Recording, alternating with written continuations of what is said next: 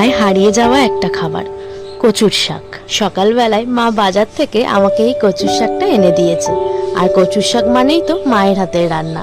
তবে আজ রান্নাটা একটু আলাদাভাবে আমি করেছি। প্রথমে শাকটা ভালো করে কেটে ধুয়ে নিয়ে পরে একটা কড়াইতে কিছুটা সাদা জিরে আর তেজপাতা ফোড়ন থেকে করে রাখা পেঁয়াজ, আদা, রসুন আর কাঁচা লঙ্কার একটা মিশ্রণ এবং তাতে স্বাদ মতো নুন, চিনি আর হলুদ দিয়ে কচুর শাকটা ভেজে নিলে তৈরি কিন্তু কচুর শাকের একটা দুর্দান্ত রেসিপি। আর এমন শাক তৈরির সাথে যদি একটু ছোলা আর মাছের মাথা হয় তাহলে কিন্তু আরো জমে যায়। কোনো ঝাঁকঝমক নেই, তবুও এই রান্নাতেই লুকিয়ে আছে আসল ভালোবাসা এবং হারিয়ে যাওয়া সেই গ্রাম বাংলার গন্ধটা।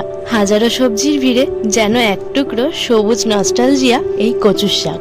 রান্নাটা কিন্তু ভীষণ সহজ, একবার কিন্তু এই হারিয়ে যাওয়া স্বাদ বাড়িতে ফিরিয়ে আনাই যায়। এই যে গরম ভাত আর পাশে একটু কচুর শাক, এইটুকুতেই অনেক দিনের স্মৃতি লুকিয়ে থাকে, একটা গন্ধ, একটা শান্তি।